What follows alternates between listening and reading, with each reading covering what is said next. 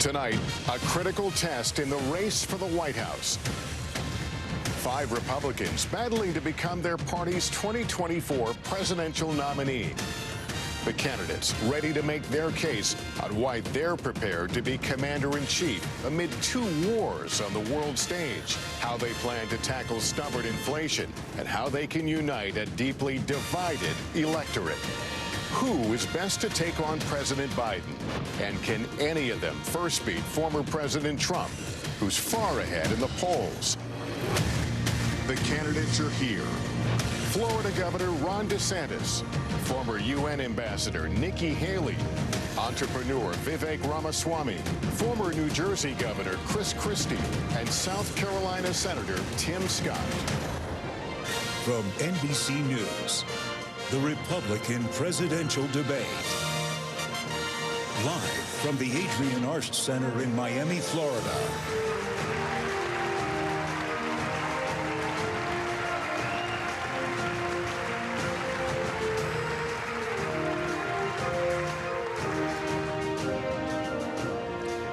And good evening, everyone. Welcome to the Republican presidential debate. I'm Lester Holt, anchor of NBC Nightly News. Good evening. I'm Kristen Welker, moderator of NBC's Meet the Press. Hello, I'm Hugh Hewitt, host of Salem Radio's The Hugh Hewitt Show.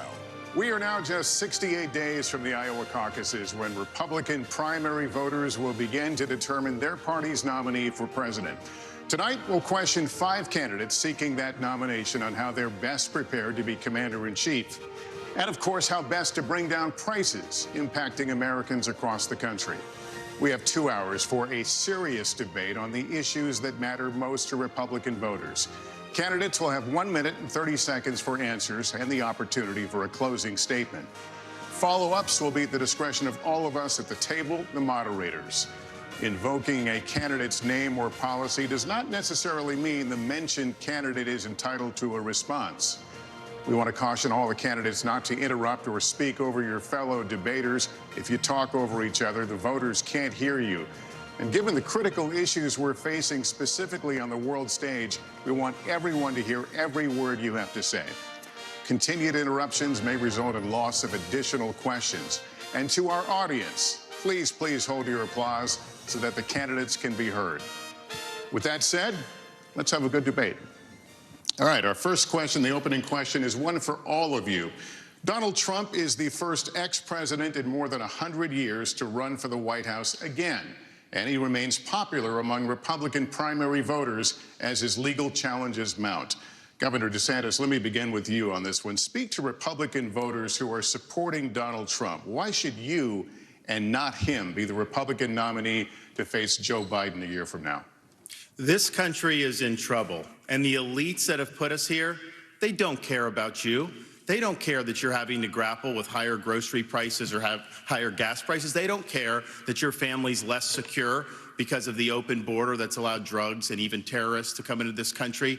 Well, I care. I am not going to sit idly by and let this country continue its downward spiral. We need leadership, and we need it now. I'll take the hits, I'll take the arrows, I'll take the slings, because ultimately it's not about me, it's about you. I will fight for you. I will make sure to lead this country's revival, and I will win for you and your family. Actions speak louder than words. We don't have time for excuses, and it's not something that we're going to be able to have all these distractions. As a veteran, I will get the job done. Now, if you look where we are now, it's a lot different than where we were in 2016. And Donald Trump's a lot different guy than he was in 2016. He owes it to you to be on this stage and explain why he should get another chance. He should explain why he didn't have Mexico pay for the border wall. He should explain why he racked up so much debt. He should explain why he didn't drain the swamp. And he said Republicans were going to get tired of winning. Well, we saw last night, I'm sick of Republicans losing. In Florida, I showed how it's done. 1 year ago here, we want a historic victory, including a massive landslide right here in Miami-Dade County. That's how we have to do it. So I promise you this, as the nominee next November, I'll get the job done, and as president, I will deliver. Your time is up. Let me turn to Ambassador Haley. Audience, let me turn to Ambassador Haley. Why you and not the former president? Well, I think you look at the fact that we're almost $34 trillion in debt. 60% of Americans are living paycheck to paycheck. 50% of American families can't afford diapers. 1 in 6 American families can't pay their utility bills. You have the fact that he used to be right on Ukraine and foreign issues. Now he's getting weak in the knees and trying to be friendly again.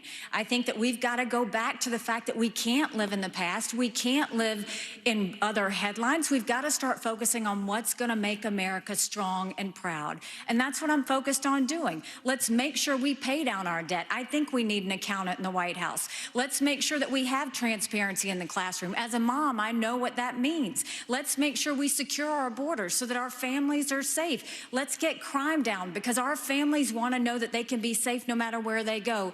And as the wife of a combat veteran, I will tell you, a military needs to know we have our back, and we need to make sure that America is strong. Ambassador, thank you very much. And,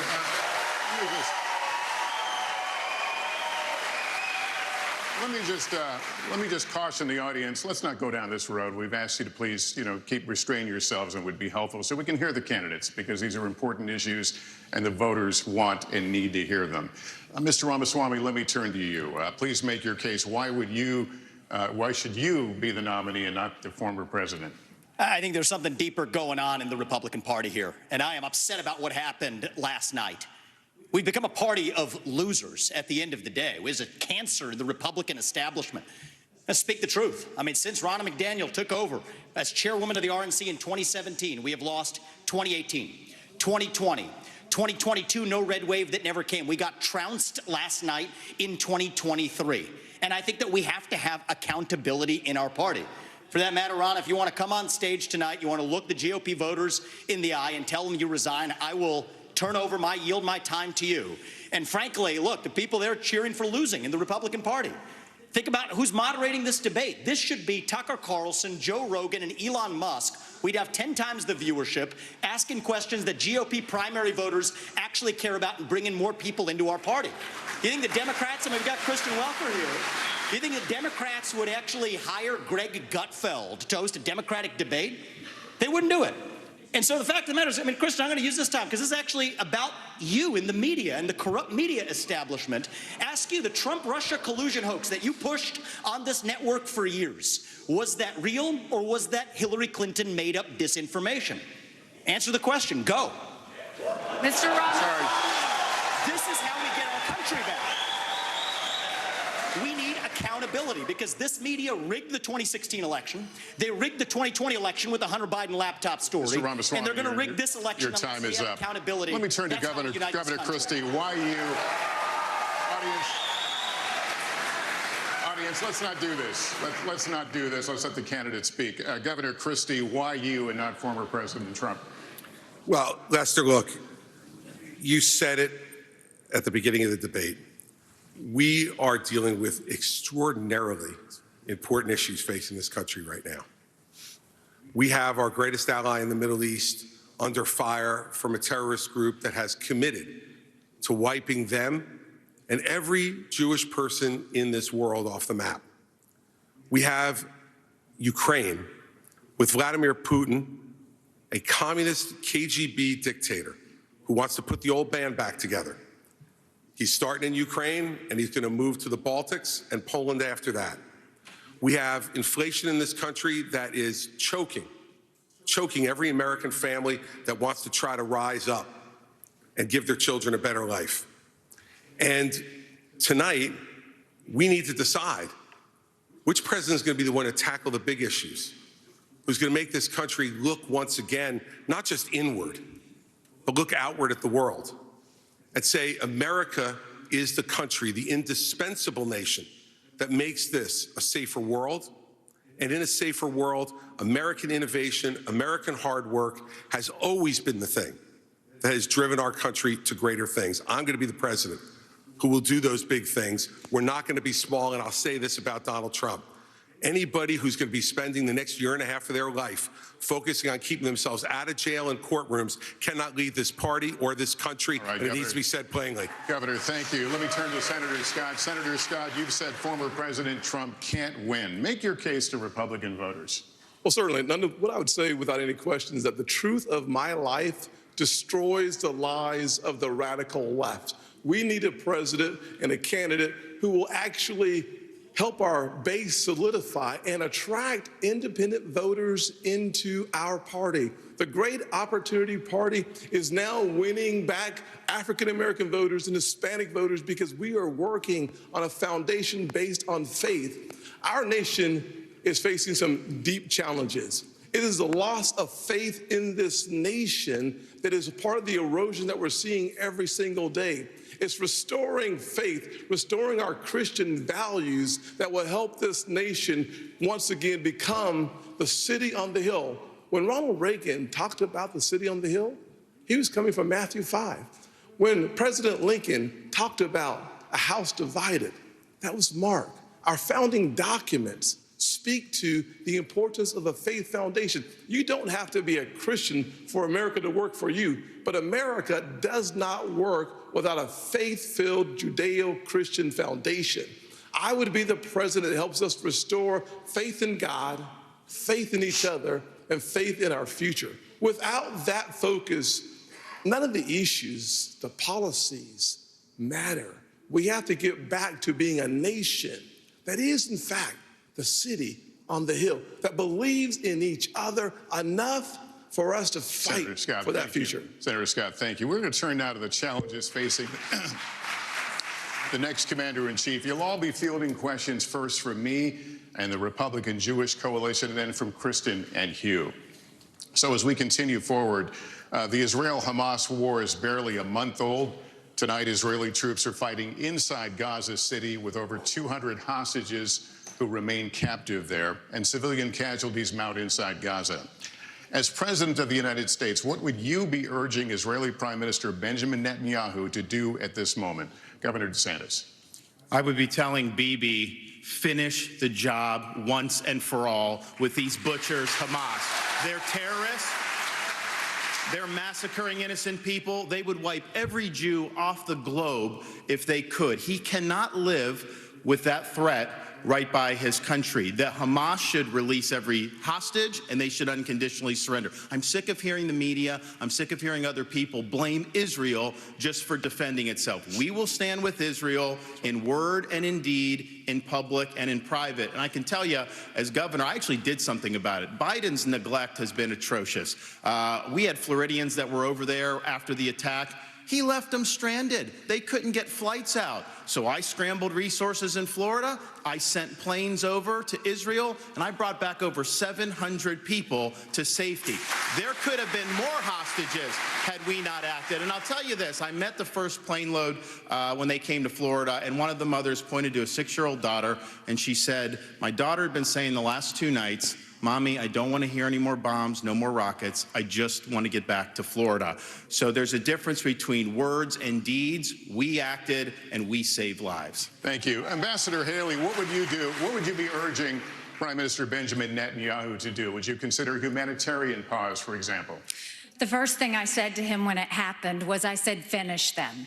Finish them. And the reason is I worked on this every day when I was at the United Nations. And we have to remember that they have to, 1, eliminate Hamas, 2, support Israel with whatever they need whenever they need it, and 3, make sure we bring our hostages home. We need to be very clear-eyed to know there would be no Hamas without Iran. There would be no Hezbollah without Iran. There would not be the Houthis without Iran. And there wouldn't be the Iranian militias in Syria and Iraq that are trying to hit our military men and women if it hadn't been for Iran. And who is funding Iran right now? China is buying oil from Iran. Russia is getting drones and missiles from Iran. And there is an unholy alliance. We need to be clear-eyed. The last thing we need to do is to tell Israel what to do. The only thing we should be doing is supporting them and eliminating Hamas. It is not that Israel needs America. America needs Israel. They are the tip of the spear when it comes to this Islamic terrorism, and we need to make sure that we have their backs in that process. All right. Thank you. Mr. Ramaswamy. Mr. Ramaswamy, any daylight between you and the candidates we just heard on this issue, on what you would tell the Prime Minister?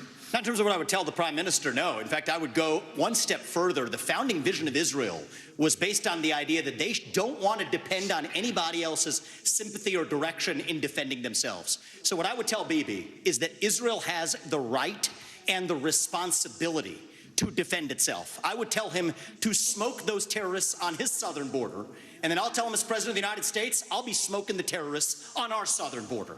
That's his responsibility. This is our responsibility. That's how we move forward. But I want to be careful to avoid making the mistakes from the neocon establishment of the past. Corrupt politicians in both parties spent trillions, killed millions, made billions for themselves in places like Iraq and Afghanistan, fighting wars that sent thousands of our sons and daughters, people my age, to die in wars that did not advance anyone's interests, adding $7 trillion to our national debt. And Joe Biden sold off our foreign policy. Joe Biden's son, Hunter Biden, got a $5 million bribe from Ukraine. That's why we're sending $200 billion back to that same country. The fact of the matter is the Republican Party is not that much better. You have the likes of Nikki Haley, who stepped down from her time at the UN. Bankrupt or in debt was her family. Then she becomes a military contractor. She joins the board of Boeing and otherwise, and is now a multimillionaire. So I think that that's wrong when Republicans do it or Democrats do it. That's the choice we face. Do you want a leader from a different generation who's going to put this country first, or do you want Dick Cheney in 3-inch heels? All right, Mr. In which case, we've got two of them on stage tonight. Ramaswamy, thank you. Senator Scott, Yes. Senator, same question to you about, you're the president, you're on the phone in the Oval Office with the Prime Minister, you tell him what?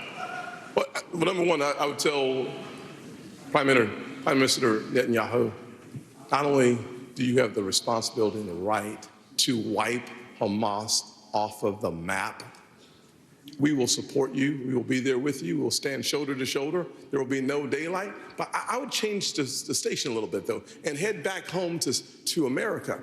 I would say to President Biden, diplomacy only is a weak strategy. Appeasement leads to war. From President Obama to President Biden, Obama sent millions to Iran. Frankly, President Biden has sent billions to Iran. That is why I've said that there's blood dripping from the hands of President Obama and President Biden. I would tell President Biden with great clarity, if you want to stop the 40+ attacks on military personnel in the Middle East, you have to strike in Iran. If you want to make a difference, you cannot just continue to have strikes in Syria on warehouses. You actually have to cut off the head of the snake, and the head of the snake is Iran and not simply their proxies. In order for us to have a powerful response from America, we have to be in a position of strength. As President of the United States, my foreign policy is simple. You cannot negotiate with evil. You have to destroy it. All right, Senator Scott, thank you. Governor Christie, I want to get you to weigh in here. Look, Lester, these problems are so big and serious that the first thing I would say to Prime Minister Netanyahu is pretty simple. America is here, no matter what it is you need at any time, to preserve the state of Israel. Remember that Hamas's main goal is to get rid of Israel, is to get Israel absolutely off the map. Now, there are three things I think I would say to him when he asked for advice. The first I would say is that it is absolutely your obligation to protect the territorial integrity of Israel. Secondly, to make sure you protect the security and the safety of your people.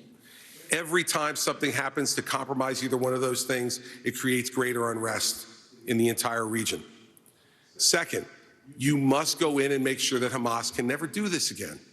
The fact is that Israel and their intelligence community failed. They failed here, and they failed the people of the state of Israel. And so we need to work closely and better together to make sure, one, that they're degraded, and two, that we know everything that's going on inside the Gaza Strip when it's going on, so that something like this can't happen to kill 1,400 individuals again. And the third thing is to keep your eye on the ball.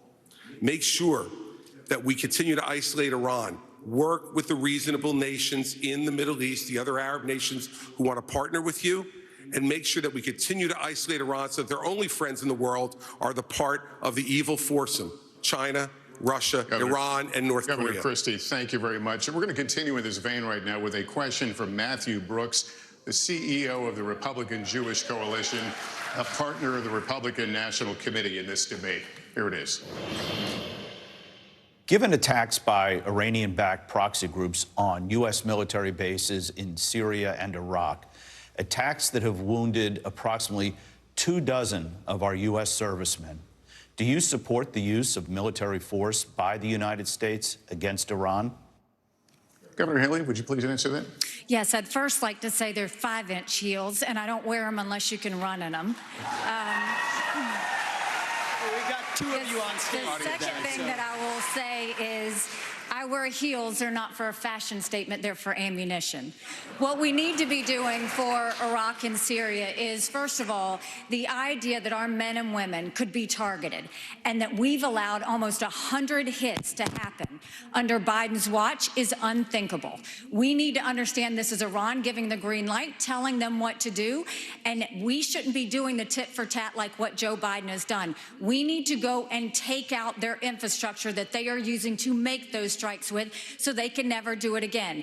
Iran responds to strength. You punch them one and you punch them hard and they will back off. But what we don't need is Biden falling all over himself to get back in the Iran deal. Him giving $6 billion to get 5 hostages home. Him telling Netanyahu now that he needs a pause or a ceasefire. We don't need him going and sitting there tiptoeing around Iran because he thinks they're going to do something. You don't respond to an enemy and a terrorist with fear. You respond with strength. When you do that, that's when the world pays attention, and that's when Iran stops. Thank you. Governor DeSantis, if I can continue with you.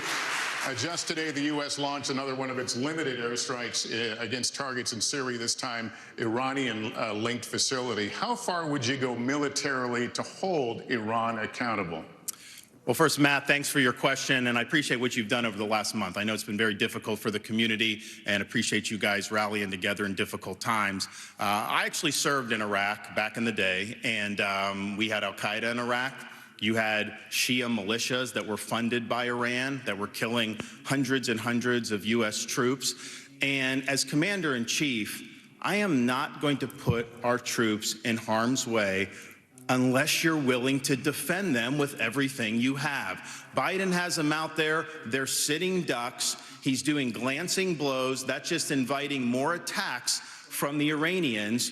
I would say you harm a hair on the head of an American service member, and you are going to have hell to pay. We are not just going to sit there and let our service members be sitting ducks, and that's true whether it's Iran or whether it's any country on the world. We have to be strong, and we have to defend the people who defend us. All right, thank you, Governor. Now our second and final question from Matthew Brooks of the Republican Jewish Coalition. Please watch. Jewish students across the country are threatened and under attack. What do you say to Jewish students on college campuses who feel unsafe given the dramatic rise in anti-Semitism? And what do you say to university presidents and college presidents who have not met the moral clarity moment to forcefully condemn Hamas terrorism?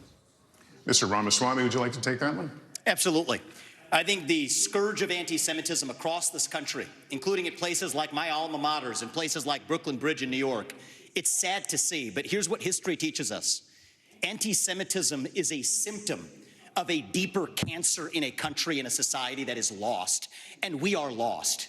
Several years ago, when I wrote my first book, Woke Inc., I was talking about they were chanting death to America. Death to white people, death to Christians. Nobody was waking up back then. Now it's even bad. Now they're saying death to Israel and worse. So it is wrong, but we have to get to the root cause here. Now, I think it's really important that we do this through leadership, not censorship. Leadership means fill that void with purpose and meaning. Dilute this wokeism and anti-Semitism to irrelevance. These kids, they have no idea what the heck they're even talking about when they're siding with Hamas over Israel. They are fools. But I also want to caution here, if we go the direction of Ron DeSantis or Nikki Haley, with whom I respectfully disagree on this issue, pro-censorship, telling student groups to disband. Mark my words. Soon they will say if you question a vaccine and its side effects, you're a bioterrorist. Soon they will say that if you show up at a school board meeting, you're a domestic terrorist. Soon if they say that J6 prisoners should be released, you're an insurrectionist terrorist. So that's where this road ends. We don't quash this with censorship because that creates a worse underbelly. We quell it through leadership by calling it out. These university administrators have lost their way, and we need leadership at the top in the United States of America that restores our founding values and that has no place for this kind of anti-Semitic hate. That's where I stand while respecting our Constitution. Your time is up. Senator Scott, let me get you to weigh in on what you just heard. Well, let me just say to every single university president in America, federal funding is a privilege, not a right, number one. Number two, to every student who've come to our country on a visa to a college campus, your visa is a privilege, not a right. Number three, any campus that allows for anti-Semitism and hate, to allow students to encourage terrorism, mass murder, and genocide, you should lose your federal funding today, period. To all the students on visas who are encouraging Jewish genocide, I would deport you from those campuses. We have to stand strong with our Jewish Americans. At the end of the day, we should not have our Jewish students in a library being told to hide. On our streets in New York, a Jewish citizen has the right to walk on the streets of America with no fear. They have the right to go to college campuses, go to class, and not fear. We will restore that. I started working on anti-Semitism on college campuses in 2017 because even then there was a rise of anti-Semitism on college campuses. We must force the people off those campuses and Senator frankly, Scott, thank you. Let me out of our country. Let me turn to the Governor DeSantis here. What do you think about what he just said? I was the first presidential candidate to say, if you are here on a student visa as a foreign national, you're making common cause with Hamas, I'm canceling your visa and I'm sending you home. No questions asked. Second, I have friends here in Florida who their kids do not feel safe even going to university campus at all outside of the state of Florida. You have Jewish students fleeing for their lives at Cooper Union. Joe Biden should have the Department of Justice on these college campuses and holding the universities accountable for civil rights violations. When you should not have money going to these places. I already acted in Florida. We had a group, Students for Justice of Palestine. They said they are common cause with Hamas. They said, we're not just in solidarity, this is what we are. We deactivated them. We're not going to use state tax dollars to fund jihad. No way. And what is Biden doing? Not only is he not helping the Jewish students who are being persecuted, he is launching an initiative to combat so-called Islamophobia.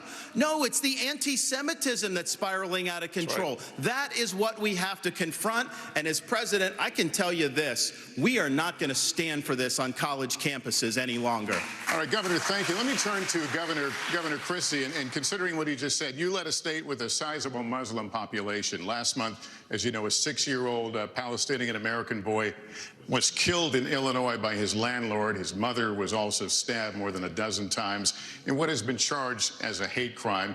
What do you say to Muslim Americans who are also feeling afraid for their safety right now? Lester, I'm the only one on the stage who's actually had experience in dealing with this. I was appointed by President Bush to be the U.S. Attorney in New Jersey on September 10th, 2001. And when I took over that job after the September 11th attacks, I had to deal with a situation in our state that was explosive. We're the most ethnically diverse state in this country.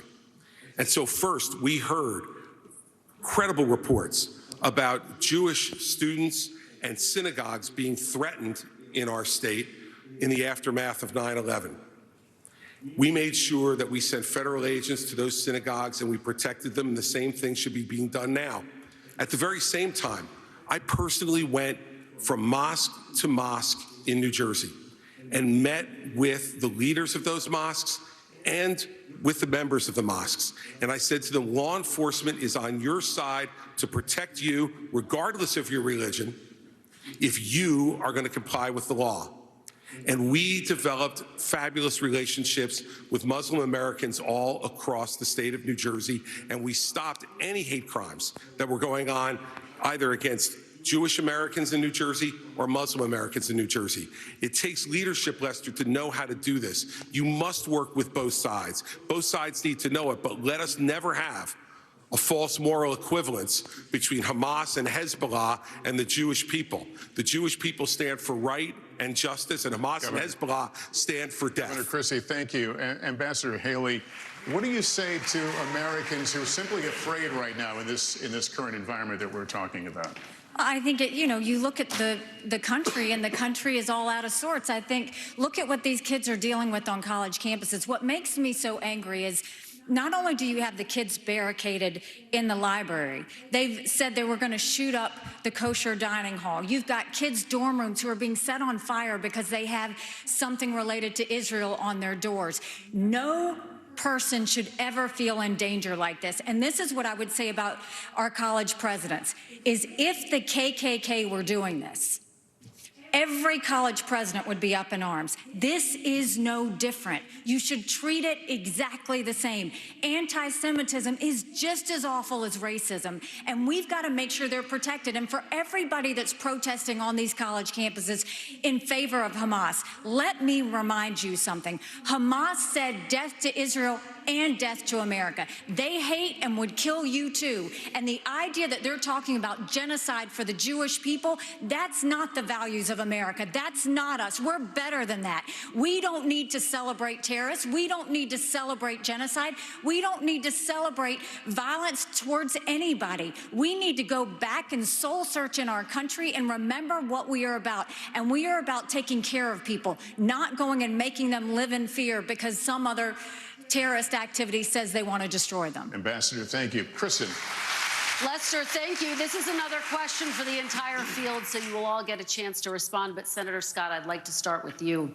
The United States has given Ukraine financial and military support since the war began more than 600 days ago. President Zelensky told me on Sunday if Russia isn't stopped now, quote, the price will be higher for the United States, and Americans would be forced to, quote, send your sons and daughters to defend NATO countries. Senator Scott, where do you stand on more funding for Ukraine? I certainly have been very supportive of Ukraine. I believe that ultimately we should make sure that the President of the United States states what is America's national vital interest in Ukraine. It is actually in degrading the Russian military. We've been very effective using our resources and our weaponry and the incredibly high price of Ukrainian blood to achieve that objective. Every day we get closer to the degradation of the Russian military, and that's good news. But the American people are frustrated that they do not have a president who reminds us and tells us, where's the accountability? Where are those dollars? How are those dollars being spent? We need those answers for us to continue to see the support for Ukraine. And at the same time, I would say that a package that's been offered by the president for Ukraine and Israel, that's the wrong approach. We need to focus specifically on providing Israel with the $14 billion that they need so that we show the world that we are 100% undeniably standing shoulder to shoulder with Israel. And then as we turn away from that direct support for Israel, we should go to our southern border and close our southern border with the resources necessary. I believe that we have sleeper terrorist cells in America. Thousands of people have come from Yemen, Iran, Syria, and Iraq. If we are going to deal with the national security emergency at our border, we have to do it now. Senator Scott, thank you. But just to be very clear, if you were president, if you were in the Oval Office today, would you sign off on more military funding for Ukraine, or would you discontinue it? Bottom line is we have to first have the level of accountability that allows the American people to understand where the resources have gone. number one. Number two, after we have that responsibility taken care of and accountability, then we have an opportunity to look at the overall strategy that helps us degrade the Russian military while we use our resources, and frankly, keeping our NATO partners safe from the Russian military is absolutely essential. As you understand, Article 5 would require to support and to defend NATO, our troops on the ground. The fastest way for us to eliminate that possibility is for us to destroy, to the extent possible, the Russian military. By doing so, we actually achieve the objective of keeping our military home. And that's good news. Thank you, Senator Scott. Mr. Ramaswamy, are you persuaded by President Zelensky's urgent new plea? Where do you stand on more funding? I'm absolutely unpersuaded.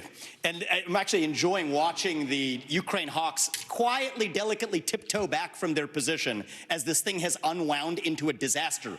The first half of this race, I was the only person standing for it. Now they're actually quietly coming around to being more cautious, as they should. Level with the American people here. Ukraine is not a paragon of democracy. This is a country that has banned 11 opposition parties. It has consolidated all media into one state TV media arm. That's not democratic. It has threatened not to hold elections this year unless the U.S. forks over more money. That is not democratic. It has celebrated a Nazi in its ranks, the comedian in cargo pants, a man called Zelensky, doing it in their own ranks. That is not democratic.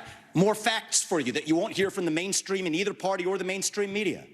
The regions of Ukraine that are occupied by Russia right now in the Donbass, Luhansk, Donetsk.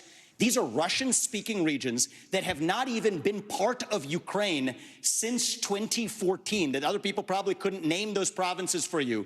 Those are the hard facts. And so to frame this as some kind of battle between good versus evil, don't buy it. And I'd like the likes of the sharpest of the war hawks on Ukraine, Nikki Haley, to have some accountability and answer. Do you want to use U.S. taxpayer money to fund the banning of Christians? That is actually what's happening. They're using the Ukrainian Orthodox Church. They have banned them. The Ukrainian parliament just did this last week, supported by our dollars. And I think you owe it to the American people, Nikki, to at least this one time at least condemn. Thank you. That's time. At least to condemn their banning of Christians. Mr. Ramaswamy, thank you. Mr. Ramaswamy, thank you. We asked the questions. Ambassador Haley, well, she deserves to what is your take on more funding for Ukraine? I am telling you, Putin and President Xi are salivating at the thought that someone like that could become president. They would love to see that. The fact of the matter is she doesn't answer the question. So this is what I will tell you. We're driving Russia into China's hands because of these foolish policies. You had your time to talk. The ambassador has the floor. Ambassador, thank you. The first thing I'll tell you is we all remember what that thug did when he invaded Ukraine. We all know that 500,000 people have died because of Putin. And here is a freedom-loving, pro-American country that is fighting for its survival and its democracy. No, I don't think we should give them cash. I think we should give them the equipment and the ammunition to win. And I'll tell you, if Biden had done it when they first asked for it, this war would be over. But let's also remember this. When you left Afghanistan in shambles and left them with a ton of weapons and money, it's not that we left, it's how we left. When you look at Ukraine, don't think for a second, now everybody wants to move away from Ukraine. They'll want to move away from Israel a year from now. America can never be so arrogant to think we don't need friends. After 9/11, we needed a lot of friends. Now is the time to get partnerships.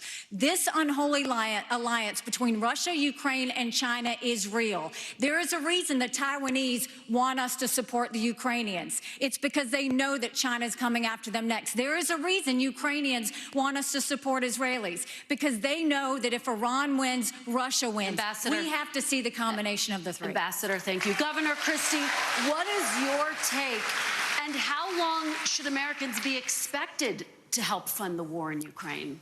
Kirsten, let's remember the last time that we turned our back on a shooting war in Europe. It bought us just a couple of years. And then 500,000 Americans were killed in Europe to defeat Hitler. This is not a choice. This is the price we pay for being the leaders of the free world. And the fact is, this alliance is not just with Russia and China. Governor Haley knows this. Iran is in the middle of this as well, and so is North Korea. And they are all working to support Russia right now. And the reason they're doing it is because dictators work together. People who believe in democracy work together. We must stand with all of those that are standing up for democracy and freedom in this world. And by the way, let's remind everybody of this. In 1992, this country made a promise to Ukraine. We said if you return nuclear missiles that were part of the old Soviet Union to Russia and they invade you, we will protect you. An American promise that's 31 years old is no different than an American promise that's made tonight on this stage. We need to stand by it. And those of us who forget history are doomed to repeat it. And I'd like to respond. And the absolute giving in to dictators, which is being suggested on this stage, just shows the immaturity of the approach. Governor Christie, thank you. Governor DeSantis, I'd like you to weigh in on this idea. Are you concerned that this could become a wider war if Putin is not stopped now? Well, any suggestion by Zelensky or anyone else that we're going to eventually have U.S. troops there, I can tell the American people when I'm president that will not happen. We are not going to send your sons and daughters to Ukraine. I am going to send troops to our southern border. If you look at the threats that we face, terrorists have come in through our southern border. I'm going to shut it down. I'm going to have the military, and I'm going to deport the people who've come, particularly under Biden, who've come from the Middle East, come from all these places. Now, Biden wants $105 billion. 60, most of that's Ukraine, including some of it going to pay pensions for bureaucrats and salaries. That is a totally ridiculous use of American tax dollars. He says he has money for border to try to do, and the media repeat that. When you look at it, what most of the money is money to process more illegal aliens into this country. How is that solving the problem? That's making the problem worse. And what does he do for the Indo-Pacific? A pittance. That is the top threat that we face. We need to bring this war to an end. We need the Europeans to step up and do their fair share. And we need to get serious about the top threat that this country faces, which is the Chinese Communist Party. So if I may respond to the Ukraine question. In fact, we are going to go from the hot wars in Ukraine and Gaza and Israel to what many people are calling the new Cold War with China. And I remind the audience that it's important for our visitors at home to be able to hear you, and especially for the people in Beijing to hear you. Many Republicans believe that the Chinese Communist Party and General Secretary Xi is an existential threat to the United States. The flashpoint is Taiwan. For decades and decades, the American military, but primarily the United States Navy, has deterred an attack from China to the island state of Taiwan. But Ronald Reagan's Navy of 600 ships is gone. Now, the question to you is, and I'll start with you, Ambassador Haley, because you were in President Trump's cabinet. His goal was a 355-ship Navy. That's what he pushed for. He got to 300. It's now at 291. Is that big enough to deter and, if necessary, defeat an invasion of Taiwan? China has the largest naval fleet in the world. They have 350 ships. They'll have 400 ships in 2 years. We won't even have 350 ships in 2 decades. China has built up their military. It's not just land, air, and sea. They're doing cyber. They're doing artificial intelligence. They're doing space. America needs to modernize our military. We need to do everything we can. The first thing is you go and you make sure you have the backs of Ukraine. That's why the Taiwanese want us to support Ukraine, because they know that sends the biggest message to China. The second thing is we go to China and we start being tough on them. No more sales of our American soil to China, and let's take back what they've already stolen. Then you go and to the universities. No more having millions of dollars go to our universities. Then we will go and end all formal trade relations with China until they stop murdering Americans from fentanyl, something Ron has yet to say that he's going to do. And then we modernize our military. When we strengthen our military, when we modernize it with the focus of cyber, artificial intelligence, and space, when we make sure that we have the backs of our friends, whether it's in Israel, whether it's in Ukraine, and we should be arming Taiwan. Make sure they have the equipment they need. Make sure they have the training they need now. There's nothing China fears more than knowing that America will have Taiwan's back. Let's make sure that we show it by making sure they have the equipment they need. Governor DeSantis, my question is specifically about the Navy. It's at 291. It's going to go down perhaps as low as 280. Is it enough? And what would you build if you were going to build more?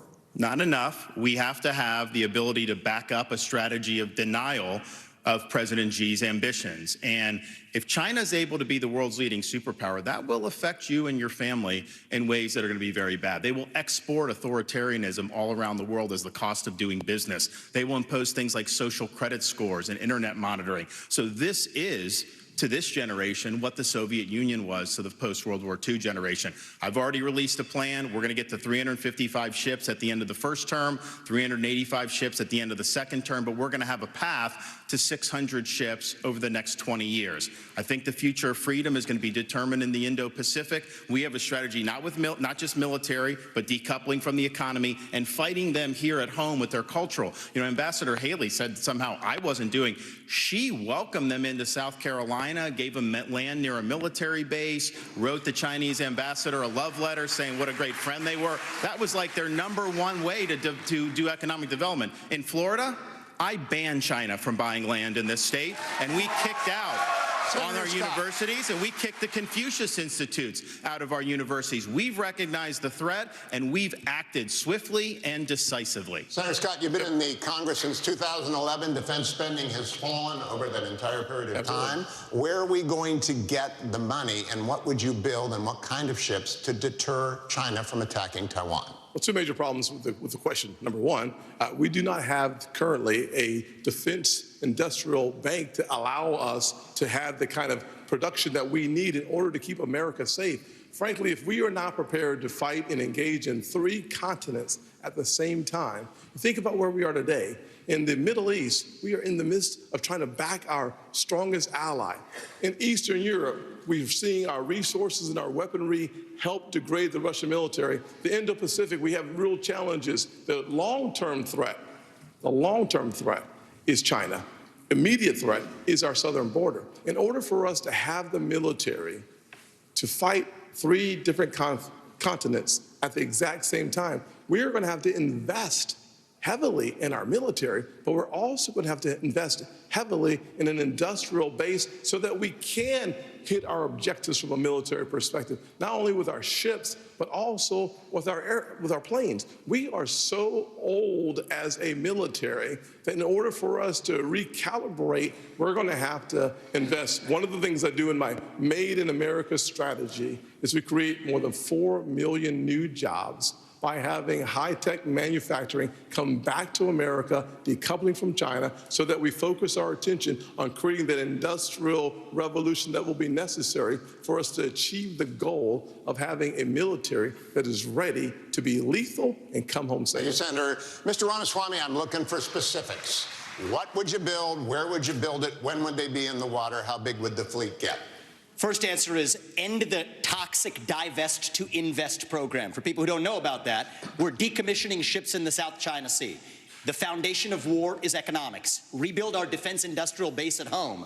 But here's the dirty little secret.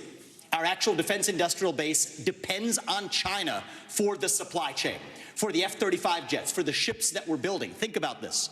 Why are we stockpiling that if it isn't to actually be strong against our enemy, China? We depend on them for that. Just like we depend on them for pharmaceuticals, just like we depend on them for semiconductors. So here's why we can't get tough with China. It's because we depend on them for our modern way of life, and we have to declare economic independence from our enemy. That's the Declaration of Independence that Thomas Jefferson, at the age of 33, would have signed. And today, if he were alive, that's the Declaration of Independence that I will sign as the next president. I do have to recognize that Ron DeSantis was correct about acknowledging Nikki Haley's tough talk when she was ambassador to the UN, calling China our great friend, bringing the CCP to South Carolina. What he left out, though, Ron, and be honest about it, there was a lobbying-based exemption in that bill that allowed Chinese nationals to buy land within a 20-mile radius of a military base lobbied for by one of your donors. So I think we have to call a spade a spade. We need politicians who are independent of the forces that increase our dependence on China. My message to Xi Jinping is this. You are done buying land in this country. You will not donate to universities in this country. U.S. businesses won't expand into the Chinese market until you play by the same set of rules. Ramaswamy, you're kicked out of the WTO, and you actually have to have accountability for the COVID-19 pandemic financially, which unleashed hell on the world. We have to hold them accountable. Do you have a number and a plan? I think that we need to increase our naval capacity by at least 20% over the course of the next several years. I think we have to, at minimum, be able to meet our AUKUS agreement standards. Right now, we are at risk of not even being able to meet our AUKUS standards with Australia and the UK. So what we need to do is have a plan that reverses the trajectory of the divest to invest program I'd like to by 20% over the next 3 years. Governor Christie? You know, my first observation, Hugh, is that nobody answers your question. And my second observation is these three in the middle think they're the enemy. I know China is the enemy, and that's what we should be focused on. So let's be really clear. The nuclear submarines in this United States Navy is the greatest deterrent to Chinese aggression, and that is the first place I would go to increase American naval power. Our nuclear submarines are able to move stealthily, quietly, and effectively, and if we are going to deter China from invading Taiwan, the only way we're going to do it is to make sure that they don't know whether how many nuclear submarines from the United States of America are in the South China Sea and in that area and ready to strike on them if they decide to move on Taiwan. And so we, as our first priority, need to go directly to our nuclear sub program, Hugh, and we need to increase it drastically. That would be priority number one. Ships would come next, but to me, the ships are secondary choice here. The submarines are the single most important thing that we could be using to deter China. But the other thing we could do to deter China is to let them know that the blood money they're spending for Russia in Ukraine right now will not be effective, that we send Putin home with his tail between his legs and make them understand that the same fate waits for them if they decide to move towards Taiwan. With a more aggressive nuclear sub-program, we'll be able to make that threat real. Thank you, Governor. We're going to take a brief pause now, and we'll be back to the Republican presidential primary debate. Please stay tuned.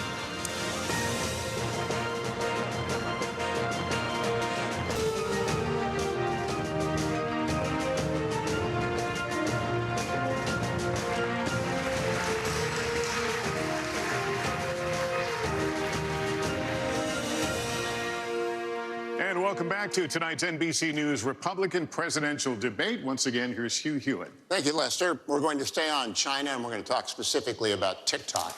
Last week, Congressman Mike Gallagher, who is chairman of the House Bipartisan Select Committee on the Chinese Communist Party, published a long essay on TikTok following the flooding of pro-Hamas propaganda onto TikTok accounts across the United States. Chairman Gallagher called it shocking. He called the app predatory, controlled by America's preeminent adversary, one used to push propaganda and divide America. It's spyware, he said, a means of surveillance. Governor Christie, do you agree with Chairman Gallagher? And if so, would you ban or force the sale of TikTok?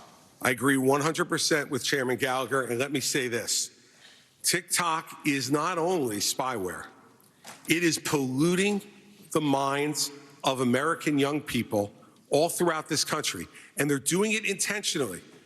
And when you saw what happened in the last few weeks with all of this anti-Semitic, horrible stuff that their algorithms were pushing out at a gargantuan rate, this is China trying to further divide the United States of America. And this is one of the big failings among many of the Trump administration. He talked tough about TikTok. I heard him do it many times. But when it came down to it, he did not ban them when he could have and should have. And now since then, we've had an additional nearly 6 years of this type of poison being put out throughout the United States, even putting aside the spying, which we know is going on, and the theft of American personal data and information. So in my first week as president, we would ban TikTok. They want to go ahead and sell it? Let them go ahead and sell it. But I'll tell you another reason we would do it. Facebook's not in China. X is not in China. They're not permitting a free flow of information to the Chinese people from our social media companies, yet we just open the door and let them do what they're doing. TikTok should be banned because they are poisoning American minds, and I would do it week one. Thank you, Governor. I want to go to Governor DeSantis. Would you ban or force the sale of TikTok, regardless of whether or not China allowed American apps to operate in China? Yes, I think that China is the top threat we face. They've been very effective at infiltrating different parts of our society. So my policy on China and the Chinese Communist Party is very simple. We win, they lose. And in order to do that, it's not just military, it's economic and it's cultural. And as the dad of a 6'5" and a 3-year-old, I'm concerned about the data that they're getting from our young people and what they're doing to pollute the minds of our young people. These kids get these devices and they have a mind of their own. And I know a lot of parents are looking, it's hard to even keep it out. China's obviously the most extreme, but this is happening with other things. So we are going to do that, and we are going to make sure to protect the American people. It's a full spectrum approach to be able to fend China off. Yes, military deterrence. Yes, economic decoupling, but also their role in our culture. If we ignore that, we're not going to be able to win the fight. Thank you, Governor. Ambassador Haley, speak to the parents out there. There are probably TikTok apps on half the phones in this auditorium. No, I'm going to speak to the fact that 2 people hit me and you didn't let me respond. So let's first talk about the fact that they want to talk about the Chinese land from 10 years ago. Yes, I brought a fiberglass company 10 years ago to South Carolina. But Ron, you are the chair of your economic development agency that as of last week said Florida is the ideal place for Chinese businesses. Not only that, you have a company that is manufacturer of Chinese military planes. You have it. They are expanding 2 training sites at 2 of your airports now, one which is 12 miles away from a naval base. Then you have another company that's expanding, and they were just invaded by the Department of Homeland Security. So mine was 10 years ago. You gave Yours them was stuff. 6 I months didn't ago. give them anything. What's your story? And I abolished that agency that she's talking about. No, Enterprise Florida, we abolished it. And of course, we banned China from buying the land. website Not last exactly week. a Go great check. recruiting pitch if you're banning them from purchasing land scrubbed at the all. website So we've stood last up week. and we've Thank you, done the Ambassador right thing Haley. in Florida. Mr. Ramaswamy, we've talked about this. You campaign on TikTok. How do you get TikTok banned if you use it? Well, I want to laugh at why Nikki Haley didn't answer your question, which is about looking at families in the eye. In the last debate, she made fun of me for actually joining TikTok while her own daughter was actually using the app for a long time. So you might want to take care of your family first. Leave my daughter appreciating out of your anybody else's voice. adult daughter. The next generation of Americans are using it. And that's actually the point. You have her supporters propping her up. That's fine. Here's the truth. You're just the easy scum. answer is actually to say that we're just going to ban one app. We got to go further. We have to ban any U.S. company actually transferring U.S. data to the Chinese. Here's a story most people don't know. Airbnb hands over U.S. user data to the CCP. Now, that's a U.S.-owned company. So this is the problem when you have Republicans that temporarily go the way the winds blow, and now it's popular to talk tough on China. When she was UN ambassador, called them, literally her words, not mine, our great friend. You can't be fair weather fans of the right policy. Get to the root cause. Even U.S. companies in Silicon Valley are regularly doing it. Cut the virtue signaling. The fact of the matter is Democrats are on TikTok today. The only person, one of the few people who is putting up content the way the actual algorithms work, speaking for pro-Israel views or others, is Ambassador me. And I predict Haley, more Republicans will join it. But stop U.S. companies from turning over data to Chinese companies. That's the real Moderators answer, like not the virtue Christie signal. don't get to respond to personal attacks, but you do. Thank you very much. You know, when he talks about me praising China, he doesn't know the fact that the reason China was praised was because I negotiated with China and Russia the largest set of sanctions against North Korea in a generation. That is literally the reason North Korea stopped testing ballistic missiles. So I said China did good on their part. That was a negotiation you could never do. Is what you said, Nikki. Those are your words, not mine. And so just own up to it. You would never you can have change been able your mind. to get That's that allowed. negotiation But don't done. lie to the people about what you've said or what you've done in China South Carolina. My You have entire brought them to South career Carolina. at the Ron is United right about Nations. that. Every day I fought China, and I did it Look at the by actual making sure hard no facts. one She could brought them to get this any country. agency heads in UN. I did it by making sure that we called them out on human rights. I did it by making sure that we held them accountable on everything that they did. That's the reason we got out of the Human Rights Council. That's the reason we called them out. And there's not been a day I haven't Nikki, stopped. Senator Scott, it is your turn. Policy Mr. experience with the millions Ramaswamy. you made afterwards. Everybody else is hanging on to the rules here, Mr. Ramaswamy. Senator Scott. Thank you. We should. I appreciate y'all clapping for me already. This is wonderful answer. Love this. Without any question. What we should do is ban TikTok, period. Now, we saw under former President Trump, he tried to ban TikTok twice, but was struck down by our federal courts. If you cannot ban TikTok, you should eliminate the Chinese presence on the app. period. We also should provide, in my parents' Bill of Rights, we give parents the opportunity to give their kids permission under 14 to be on those apps. I think it's incredibly important for us as Americans to take back control of the information, especially of our kids.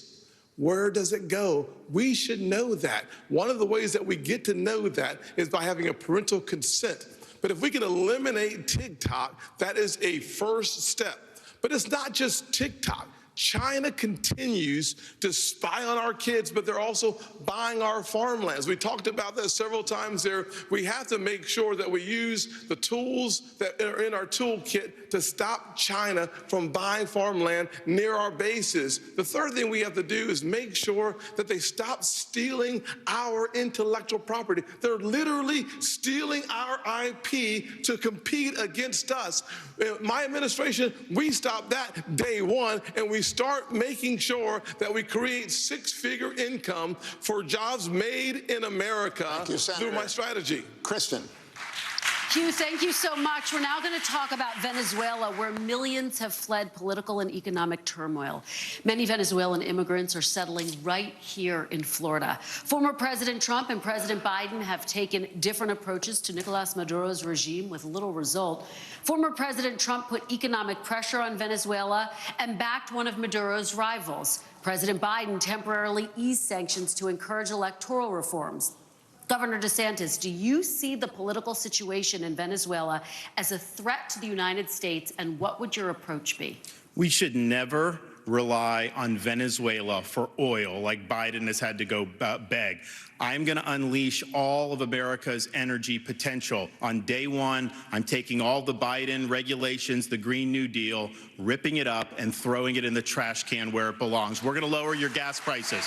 We're going to create jobs. We're going to lower energy costs. But we're also going to be more energy independent and secure. We'll choose Midland over Moscow. We'll choose the Marcellus over the mullahs. And we'll choose Bakken over Beijing. That is good for America's national security. Biden's Green New Deal, that's good for Venezuela, it's good for Russia, it's good for Iran, and it's good for China. So I would turn the screws on the Venezuelan regime. I think it's a corrupt, dictatorial regime, and we should never go hat in hand begging for oil from them. Just to be clear, would you reimpose the sanctions? Yes, absolutely. Ambassador Haley, what would your approach be? You know, I stood on the Simon Boulevard Bridge and watched thousands of Venezuelans cross for hours in the hot sun, holding their babies to get the one meal they might get that day, going from Venezuela to Colombia. They were fleeing socialism and begging for freedom. We need to make sure that we do everything we can to sanction Maduro. We shouldn't be getting dirty oil, and Biden just gave 500,000 Venezuelans temporary priority status, which is just going to have more of them come. But on the energy side, it cracks me up that Ron continues to do this. He has opposed fracking. He's opposed drilling. Last time he said it wasn't true, and everybody found out that it was true. He opposed it before Florida voters even voted on it. He was praised by the Sierra Club, and you're trying to make up for it and act like you weren't a liberal when it comes to the environment. You were. You always have been. Just own it if that's the case, but don't keep saying you're something that you're not. Let me respond to that. So our whole energy plan, you can't get the shale without fracking. We are absolutely going to frack, but I disagree with Nikki Haley. I don't think it's a good idea to drill in the Florida Everglades, and I know most Floridians agree with me. You banned fracking. Thank you very much. Lester? All right, all, thank you. Let's turn to one of the biggest issues for voters. That, of course, is the economy. This is a question that will go to all of you. An Iowa voter recently told NBC News, "How am I going to make sure my pantry's stocked without breaking the bank?" You've all said the best way to deal with rising prices is to cut government spending. But that would take time to play out, and Americans are struggling right now. Senator Scott, I'll start with you. What would you do the moment you take office to help Americans manage the cost of living? So we're talking about short term here. My mother was a single mother who raised me and my brother in a very challenging economic situation.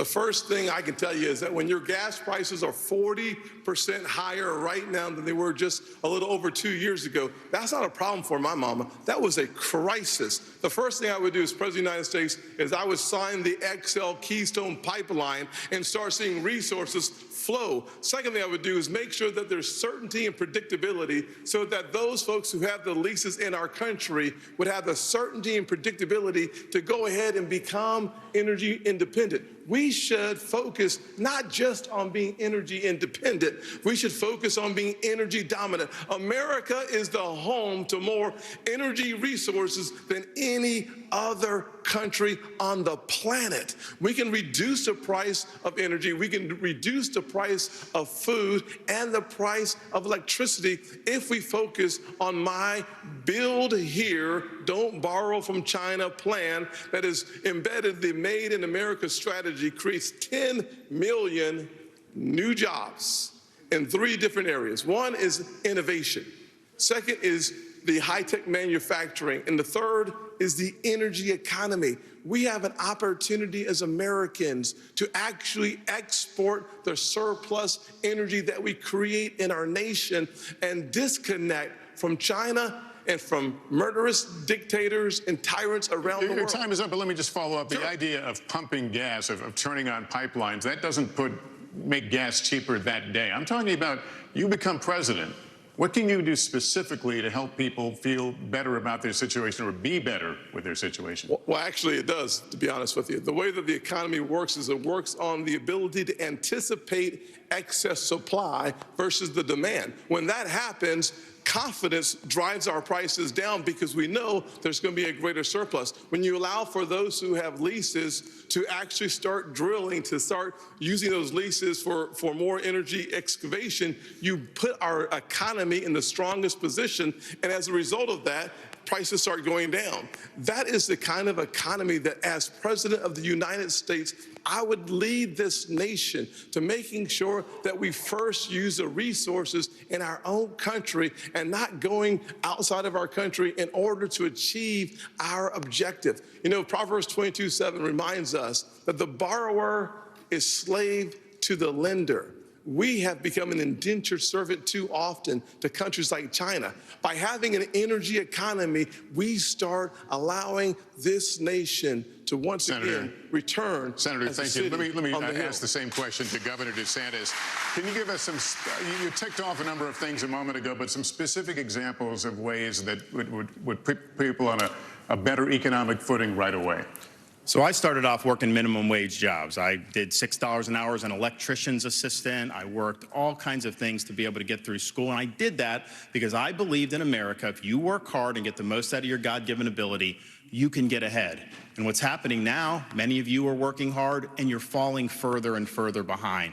I've met people in Iowa, New Hampshire, and all across the country who've talked about all the burdens that they're facing with the rising prices. And I've heard from multiple people the same story.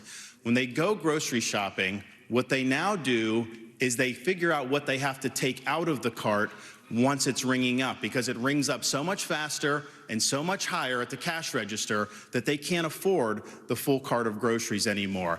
We have to restore the American dream in this country. What can you do on day one? Here's what I'm going to do. I'm going to take all the executive orders, the regulations, everything involving Bidenomics. I'm going to rip it up, and I'm going to throw it in the trash can on day one where it belongs. That is going to give the economy breathing room, and I'm also going to rein in the Federal Reserve. They have helped create, with their reckless monetary policy, what we have faced since the COVID-19 pandemic. They botched it. Congress botched it. Both parties are to blame. Fed should focus on stable prices. They are not an economic central planner for the American people. Governor, thank you. Mr. Ramaswamy, weigh in on this. Sure. Ways that you can improve people's financial condition in the short term. Right, and as a CEO, the economic question is core to my vision and policy prescription for this country. Increase the supply of everything. It's the law of supplies and demand. Increase the supply of energy. That brings down the cost of energy, grows the economy. Drill, frack, burn coal, embrace nuclear. Increase the supply of labor in this country. Stop using our taxpayer money to pay people more to stay at home instead of to go to work. Increase the supply of housing. People don't talk about this one in the Republican Party. The land use restrictions are constricting the supply of housing. That's making housing more expensive for ordinary Americans across this country. So that's the true answer. And I think it takes a CEO in the White House who actually understands this to get this done. Because Americans at home, they know the Bidenomics is a lie. Prices are going up. Interest rates and mortgages to buy your home are going up. But wages have remained flat. That's the hard diagnosis for our economy. And this is about more than just our economy. I say this as a member of my generation. I'm 38 years old. I'm the youngest person ever to run for U.S. president as a Republican. The reason my generation has lost our sense of national pride, in part, is because people in my generation feel like the American dream isn't available to them. And part of the reason why is we've burdened them with four-year college degrees that did not serve their head start on the American dream. People will be more proud of a country if we're all making more money in that country. This is how we revive national pride and our identity, and it will take a CEO in the White House with zero-based budgeting, by the way, to take on the federal Ramaswamy, debt to get you. this Let me job turn done. to Governor Christie on that. Well, look, Lester, part of the entire premise of the question, and I agree with Tim on this, is absolutely energy is the key to this because it drives every one of those other prices. You know, now food gets to your grocery store, it gets trucked. And those truckers have to pay for fuel and for the higher fuel prices. And when you go ahead and you tell people, we are going to unleash every bit of American energy, every bit of its potential, what happens in the futures markets? The prices go down because those people who are believing that the Biden program will continue are the ones who are bidding this up. And let me tell you the other place that's bidding it up, in the Middle East. And so if you don't believe that making sure that Israel and that Israel situation that's going on right now isn't resolved and resolved quickly as President of the United States and bring stability back, that will also not permit countries like Saudi Arabia and others to be able to jack their prices as well in what they say is in response to a crisis, when it's really what it's in response to is putting more money in their pockets. When they have an American president who knows that Israel must be defended not with humanitarian pauses and not with suggestions for ceasefire, but with letting them know we will supply them with everything they need, that will also bring stability to the market. Energy is the key to bringing this down. It's what every American family needs when they turn on their lights, fill up their car, and go to the grocery store. And we need to do that first and foremost. That's the short-term answer. Governor Christie, thank you. Ambassador Haley, let me come at this from a slightly different direction. Americans in rural communities are being especially squeezed by inflation right now. An Iowa State University study found that last year inflation cost rural households about an extra $5,000. How would you specifically help rural Americans who are suffering right now, Ambassador? Well, I'm a product of rural America. I grew up in rural South Carolina, and I can tell you what we're seeing now in America is the rich are getting richer and the poor are getting poorer. We have to go and start beefing up the middle class, and the first thing I would do is I will eliminate the federal gas and diesel tax in this country. We'll cut taxes on the middle class, but we have to stop this spending binge that's happening by Republicans and Democrats in Congress. I will make sure, one, we claw back the $500 billion of unspent COVID dollars that are out there.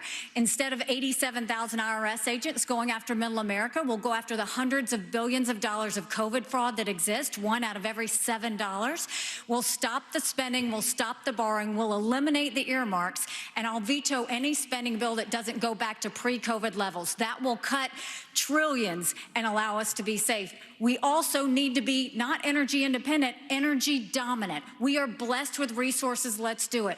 But the reason no one should give you a number, Hugh, on the amount of ships in the Navy is because in a few years, our interest expense is going to be more than our defense budget.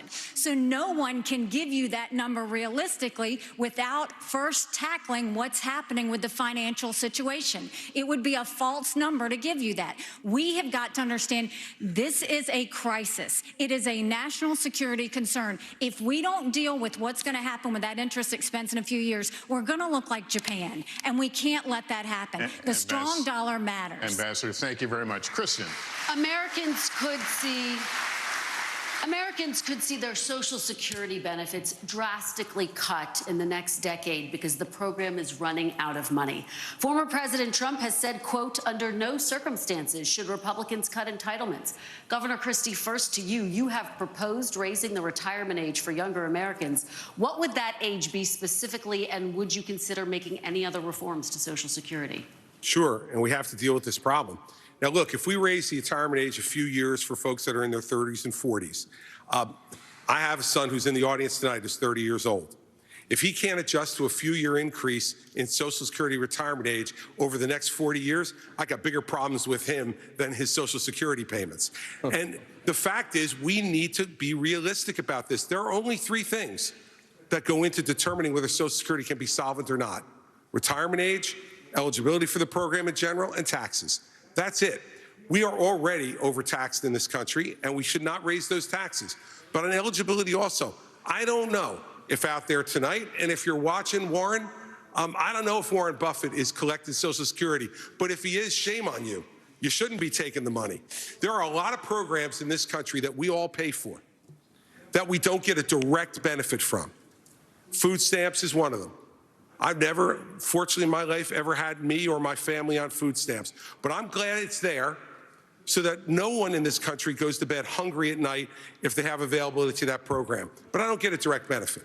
The fact is, on Social Security, remember why it was established. It was established as a safety net program to make sure that no one would grow old in this country in poverty. That's what we got to get back to. Rich people should not be collecting Social Security. Governor, can you give me a specific age, 69, 70? What would the age be? No, look, that's going to be a part of a negotiation with Congress, Kirsten, and hell, I'm not going to start negotiating until I get there. All right, Ambassador Haley, let me have you weigh in on this, because you said in June that you would be open to raising the retirement age. Have you determined what that age would be specifically, and what other reforms are you looking at? So first of all, any candidate that tells you that they're not going to take on entitlements is not being serious. Social Security will go bankrupt in 10 years. Medicare will go bankrupt in 8. Right now, you have Ron and Trump joining Biden and Pelosi saying they're not going to change or do any sort of entitlement reform. What we need to do is keep our promises. Those that have been promised should keep it. But for like my kids in their 20s, you go and you say, we're going to change the rules. You change the retirement age for them. Instead of cost of living increases, we should go to increases based on inflation. We should limit benefits on the wealthy. Bernie Marcus can tell you he hates getting that check. Limit the benefits on the wealthy, and then expand Medicare Advantage plans. Seniors love that, and let's make sure we do that so that they can have more competition. That's how we'll deal with entitlement reform, and that's how we'll start to pay down this debt. And can you give me a specific age? Have you determined the age? Again, you have to work with Chris. What I can tell you is it's going to be those in their 20s just coming into the system, and it should reflect more of life expectancy. It doesn't do that now. All right, Mr. Ramaswamy, have you determined if you would touch entitlements and Social Security? What, if any, reforms are you looking at? So this is really important right now. We're working within the last window I believe we will have to actually fix this problem while still leaving Social Security and Medicare benefits for current seniors intact. I'll tell you how. The other candidates assume, like Nikki, that it can't be done. And on her math, she's right about it. But her math assumes $7 trillion of our $33 trillion national debt going to fight wars like in places like Iraq and Afghanistan. Minus that, our national debt would be $26 trillion right now. Then you go to zero-based budgeting, which I've proposed as a CEO. It's how I've run businesses. It's how many CEOs run businesses. Don't use last year's budget as the baseline. Start with zero as the baseline, and then ask what's actually necessary. 75% headcount reduction. Yes, that is severe. In the number of federal employees in the Washington, D.C. bureaucracy. Shut down redundant agencies that should not exist. Deliver economic growth as a positive tailwind. I think we can get to 3, 4, maybe even 5% GDP growth if we really take the regulatory shackles off of our economy. And against that backdrop, I believe this is our last best window to be able to take care of our national debt problem through those severe measures, including sacrificing the foreign wars that many bloodthirsty members of both parties have a hunger for. That's the one secret for how we're going to be able to do this, and that requires discipline. So we can't have the first conversation we were having, sending foreign aid willy-nilly to countries whose national debt per capita is less than ours. Thank you, But Mr. if we do this Ramaswamy. correctly, I think this is our last window, and it'll take a CEO from the next generation to do it. Thank you very much. Senator Scott, weigh in here. What are you looking at to keep Social Security sustainable? The bottom line is a simple one. We have to grow our economy and cut our spending. Let me just say to my mama and to every other mama or grandfather receiving Social Security, as President of the United States, I will protect your Social Security. The fact is that we're spending today about $1.1 trillion on Social Security, about $750 billion on Medicare, about $300 billion on Medicaid, about $400 billion on veterans benefits, $1.7 trillion on annual appropriations. If we're going to actually tame this tiger, the way you do it is not by picking on seniors who have paid into a program that deserve their money coming back out to them. The way you deal with it is, number one, you have to grow your economy. My plan, Made in America, creates 10 million new jobs, grows our economy at 5%. By doing so, you add trillions of dollars of economic activity and billions of dollars to your treasury. Number two, you have to cut taxes. When we cut taxes in 2017, I wrote the Tax Cuts and Jobs Act. Everybody said, well, guess what? Revenue will go down. Well, in 2018, after we wrote it in 2017, what happened? Revenue went up by 3%, and the next year it went up by another 3%. So what we know is that the Laffer curve still works, but the lower the tax, the higher the revenue. And finally, if we're going to deal with it, we have to take our annual appropriations back to pre-2020, pre-COVID levels of spending, which would save us about $500 billion in the next budget window. By doing that, we deal with Social Security and our mandatory spending. Thank you, Senator. Very quickly, would you raise the retirement age? Would you be open to raising the retirement age, or do you rule that out? All you have to do is go to a farm in Iowa and watch the hard work and the dedication. Yes or you no, and I though, having Senator? a conversation. Yes or the no? The answer though? is no, but listen to this, though, before you go on. Thank you. The fact of the matter is that the more physical your labor, a year or two or three more is actually challenging to the physical body. You and I might have a different perspective, but for those farmers, they're working night and day. Thank you, Senator. I appreciate it. Governor DeSantis, finally to you, would you be open to raising the retirement age, and how would you keep Social Security sustainable? Well, look, as governor of Florida, I know a few people on Social Security, and I know it's important. My grandmother lived till 91, and Social Security was her sole source of income, and that's true for a lot of seniors throughout this country. So what I'd say to seniors in America, promise made, promise kept. I understand what you're going through with the rising prices, and you need that Social Security check. So we'll make sure to get that done. What can you do to help shore up Social Security? One of the things that's causing problems is the inflation. We have to reduce inflation. When you have higher inflation, the seniors get a cost of living adjustment, which means the program's spending more, but it doesn't cover the increase in the actual inflation rate. We also do need to get to at least 3% growth. You're never going to be able to have issues, be able to solve the budget without that. But I would note this. Congress for decades took money from Social Security. Social Security would have more tax revenue than it put out. They would take it and then they'd write an IOU to Social Security. Congress has a lot of dirty hands on this. I'm going to force Congress to stop spending so much money. And you know, one thing we have to do, we talk about the retirement age, is just something that's changed in the last 4 or 5 years.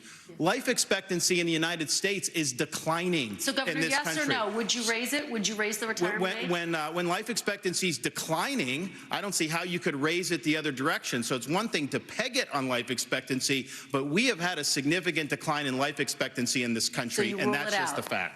All right, Governor DeSantis, thank you. Thank you, candidates. And we will be right back after a quick break from Miami, Florida.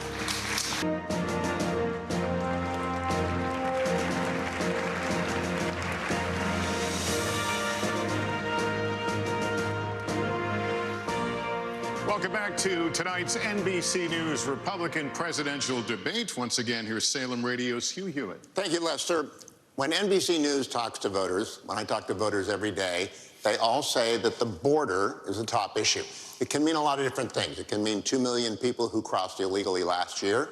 It can mean more than 150 arrests of people on the terror watch list. It can mean the burden on states from having migrants move into their states from the southwestern border.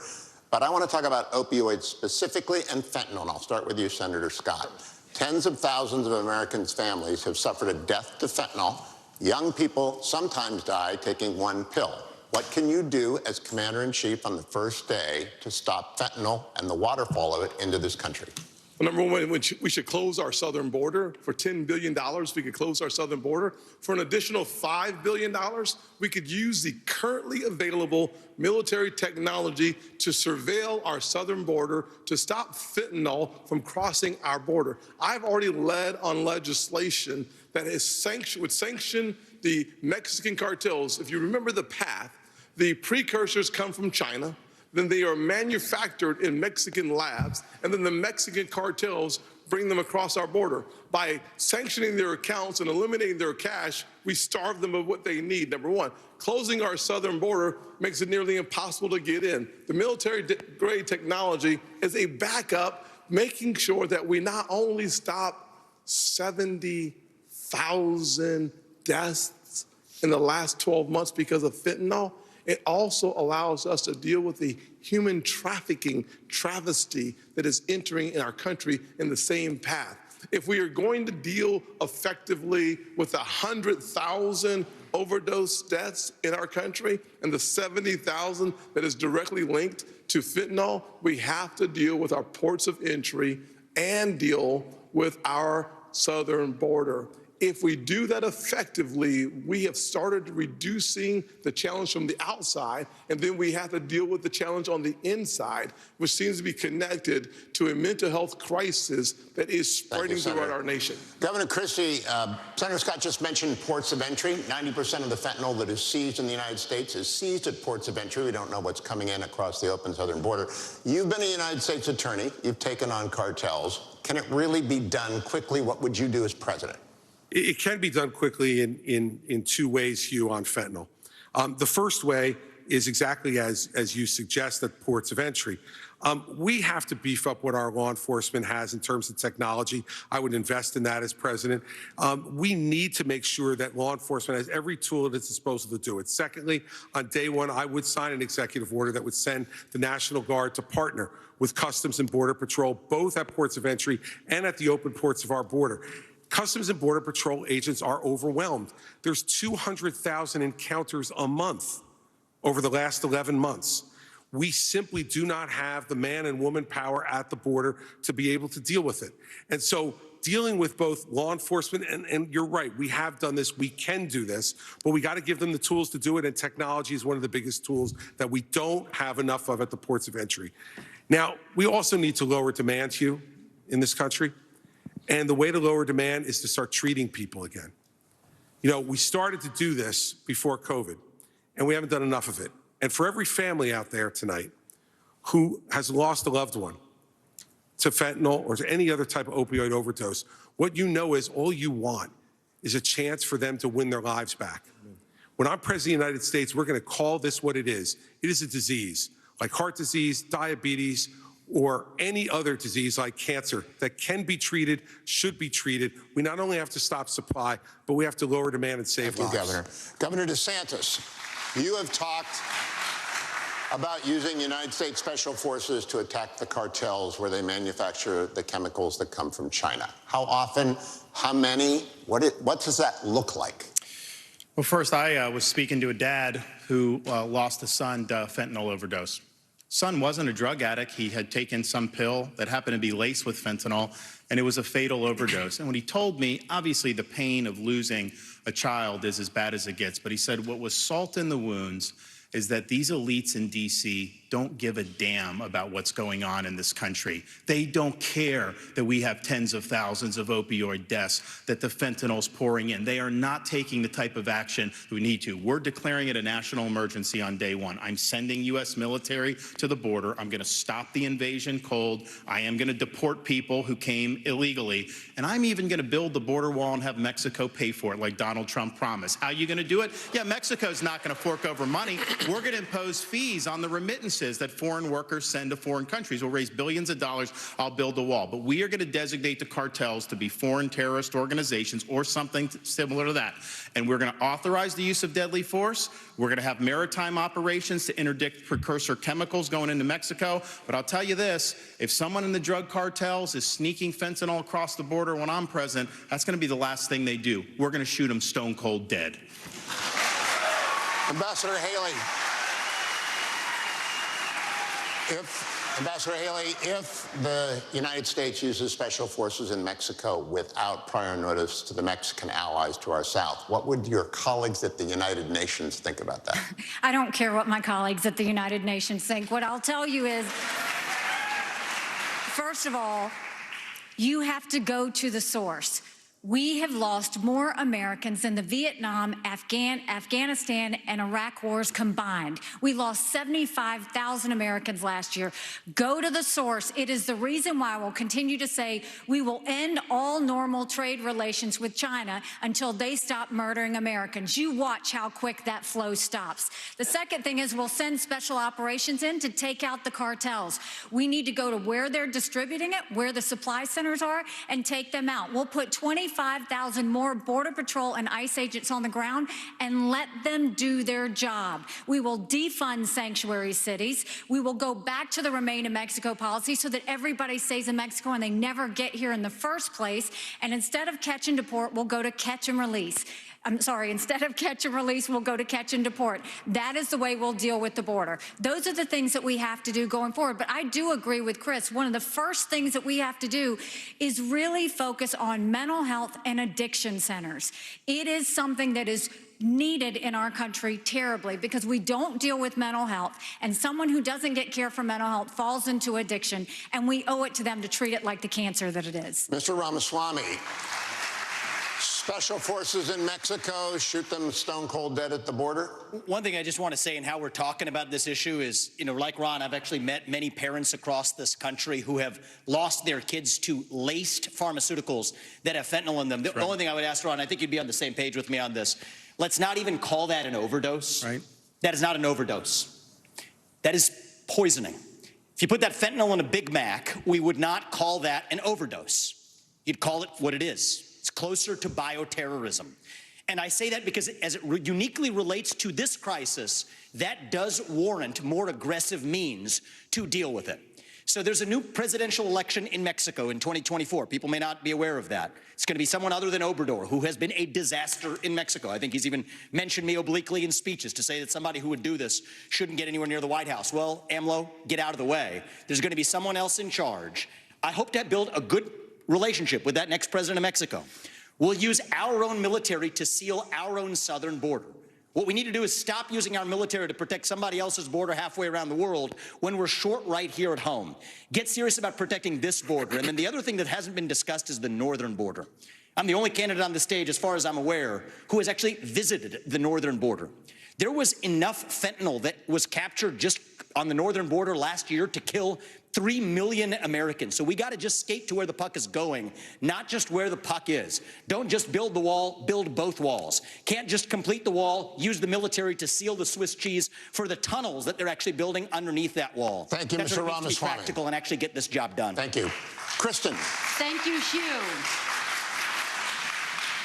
Let's talk now about last night's election results. Abortion rights supporters saw victories in Ohio and Virginia following earlier wins in states like Kansas and Kentucky. Governor DeSantis, first to you, how do you see the path forward for Republicans on this issue? Well, I stand for a culture of life, and I understand that it's important that everyone gets a shot. I'm reminded of a story about a young mother who was struggling in Jamaica about 45 years ago. She was counseled to not have a baby because she was poor, baby wouldn't have opportunity, and she came close to have an abortion, but she decided to have the baby, born poor in Jamaica. And the reason I know that story is because that baby girl ended up emigrating to the state of Florida, becoming a lawyer and a judge, and I appointed her to the Florida Supreme Court in August of 2022. We're better off when everybody counts. we're better off when we can promote a culture of life. At the same time, I understand that some of these states are doing it a little bit different. Texas is not going to do it the same as New Hampshire. Iowa's not necessarily going to do it the same as Virginia. So you got to work from the bottom up. You got to do a better job on these referenda. I think of all the stuff that's happened to the pro-life cause, they have been caught flat-footed on these referenda, and they have been losing the referenda. A lot of the people who are voting for the referenda are Republicans who would vote for a Republican candidate. So you got to understand how to do that. But let's just be clear. The Democrats have taken a position. They will not identify the point at which there should be any protection all the way up until birth. That is wrong, and we cannot stand for that. All right, Governor DeSantis, thank you. Ambassador Haley, let me have you weigh in. Former President Trump has consistently blamed the abortion issue and how Republican candidates have talked about it for their electoral losses. How do you see the path forward? You know, I've said it before. I think you have to be honest with the American people. This is a personal issue for every woman and every man. I am unapologetically pro-life, not because the Republican Party tells me to be, but because my husband Michael was adopted and I had trouble having both of my children. So I'm surrounded by blessings. Having said that, when you look post-Roe, a wrong was made right. They took it out of the hands of unelected justices and they put it in the hands of the people. And now we're seeing states vote. And what I'll tell you is, as much as I'm pro-life, I don't judge anyone for being pro-choice, and I don't want them to judge me for being pro-life. So when we're looking at this, there are some states that are going more on the pro-life side. I welcome that. There's some states that are going more on the pro-choice side. I wish that wasn't the case, but the people decided. But when it comes to the federal law, which is what's being debated here, be honest, it's going to take 60 Senate votes, a majority of the House, and a president to sign it. So no, we haven't had 60 Senate votes in over 100 years. We might have 45 pro-life senators. So no Republican president can ban abortions any more than a Democrat president can ban these state laws. So let's find consensus.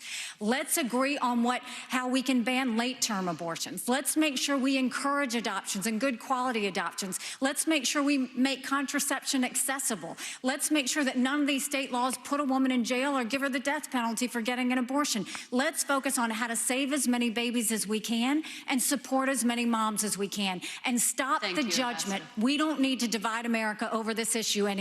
Thank you, Ambassador. Senator Scott. Senator Scott, I'd like you to weigh in. How do you see the path forward, and what do you make of what Ambassador Haley just said? Do you see this as a consensus issue? Well, I'm 100% pro-life. I have had 100% pro-life voting record. I would certainly, as President of the United States, have a 15-week national limit.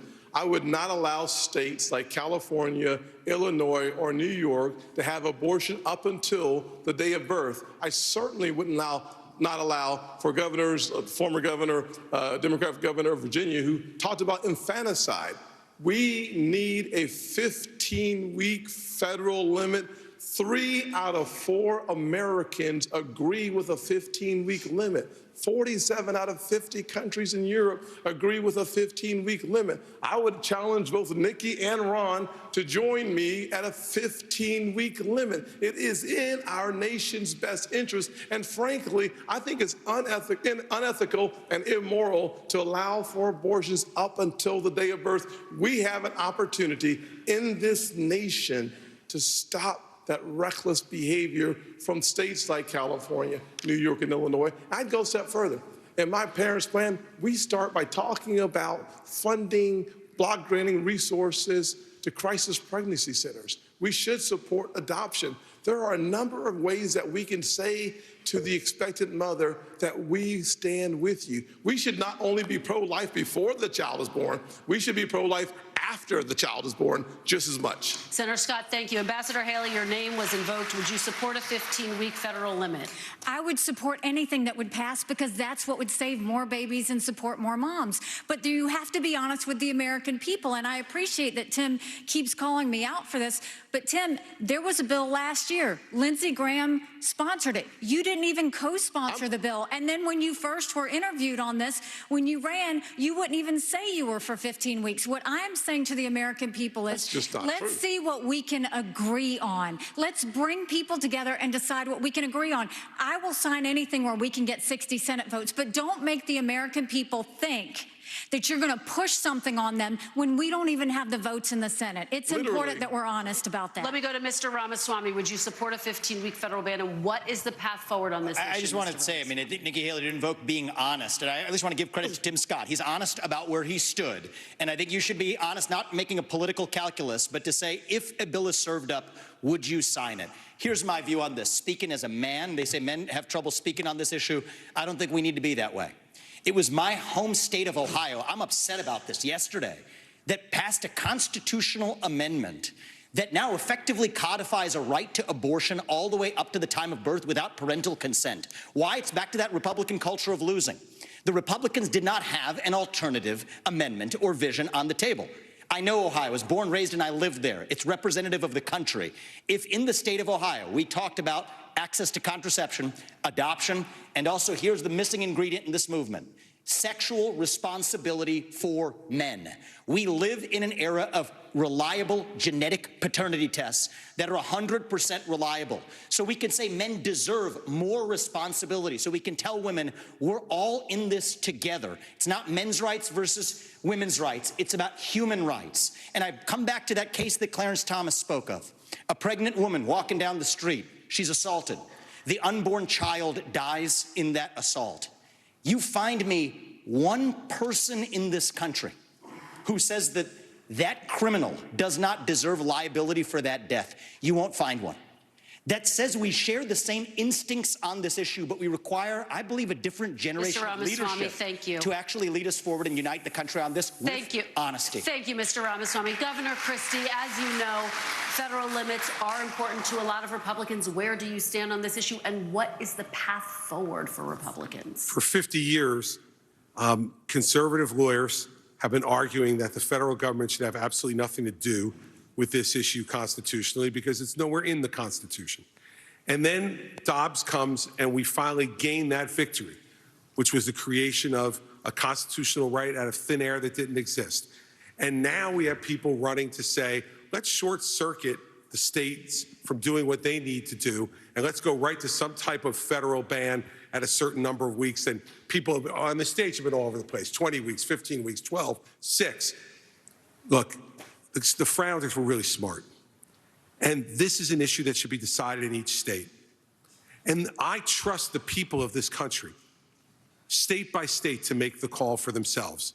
Now, it's going to lead to a lot of divergence. In Oklahoma, you can't get an abortion unless the life of the mother is at risk. In my home state of New Jersey, it goes up to 9 months that you get an abortion. I find that morally reprehensible. But that is what the people of our state have voted for. And we should not short-circuit that process until every state's people have the right to weigh in on it. But here's the bigger issue, Kirsten. The bigger issue is, and Tim began to touch on this, we're not pro-life for the whole life. To be pro-life for the whole life means that the life of a 16-year-old drug addict on the floor of the county lockup is precious, and we should get treatment for her to restore her life. The 52-year-old who's drug addicted should make sure that any of his children who he's passed that addiction on to are treated well too. Pro-life's not just in the womb, Kirsten, it's for the whole life. All right, Governor, thank you. Candidates, thank you. We're going to take a final break, and when we come back, we'll hear from all of you with your closing statements. This is the NBC News Republican presidential debate. We'll be back right after this.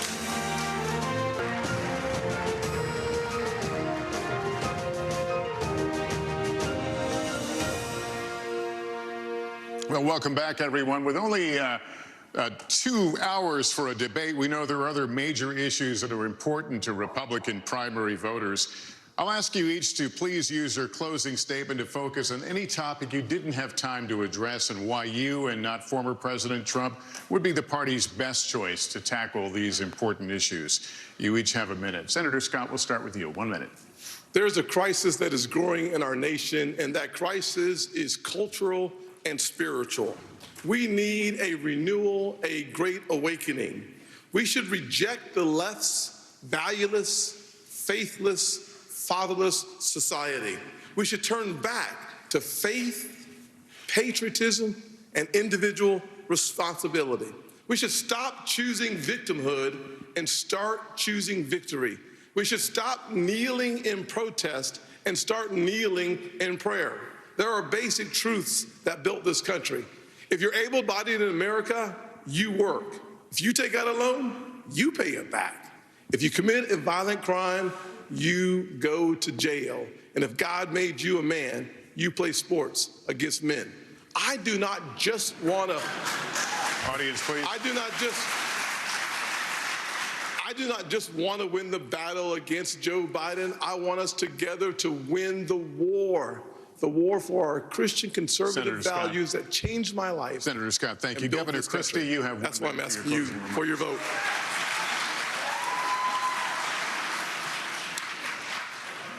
Thank you for hosting tonight. Listen, it's a gift to be an American.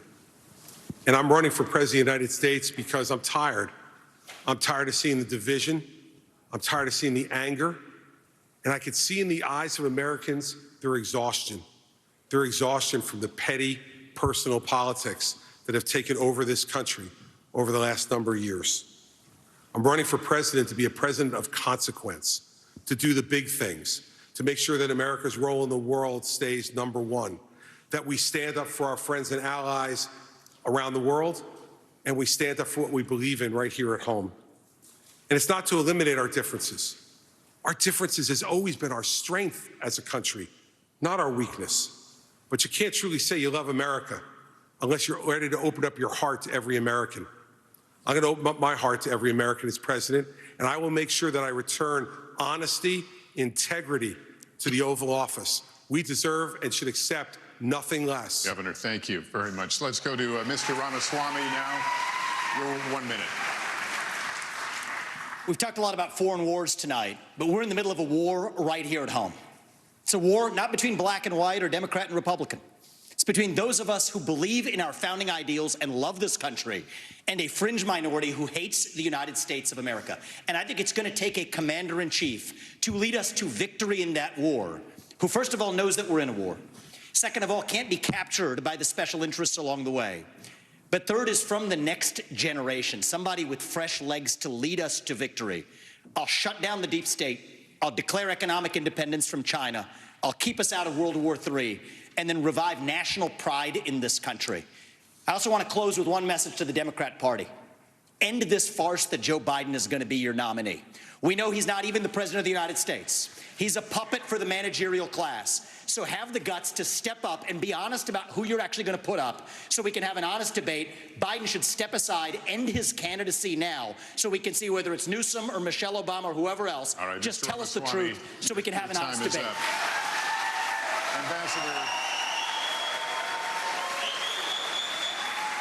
Ambassador Haley, you have 1 minute for your closing. Thank you. The world is on fire. We have a war in Europe. We've got a war in the Middle East. We've got China on the march. It is very important that we know how to defend our freedoms and how to defeat terrorism and socialism. We have to know the difference between good and evil. We have to know the difference between right and wrong. We need to know that a strong America doesn't start wars, a strong America prevents wars. And the way we can focus on that is to make sure we go back to the soul of America and be strong and proud again. And we can't do that. We can't win the fights of the 21st century with politicians from the 20th century. We have to move forward, and we can do this. I know we can do this. So join our movement. Go to NikkiHaley.com, and we will once again show what America that's strong and proud looks like. God bless. Ambassador, thank you.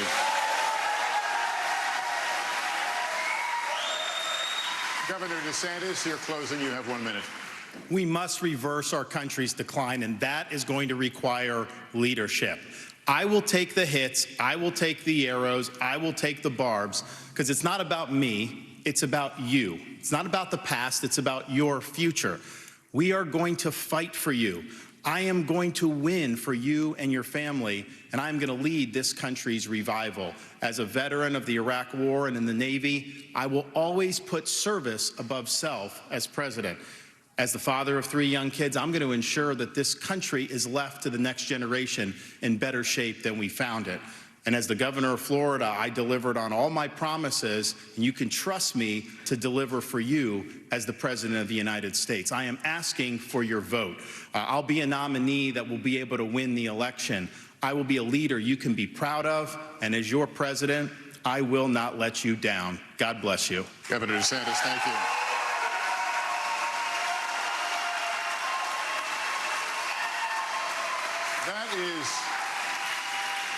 That is going to conclude our debate. The next line says, if the audience can hold their applause. That didn't work out. But anyway, for just a few more seconds, I'll ask you to just hold the applause. On behalf of my fellow moderators, I want to thank the candidates for their time and for this spirited debate. Really good, deep conversation, and we appreciate you all being here. Thank you as well to our wonderful hosts here at the Adrienne Arsh Performing Arts Center.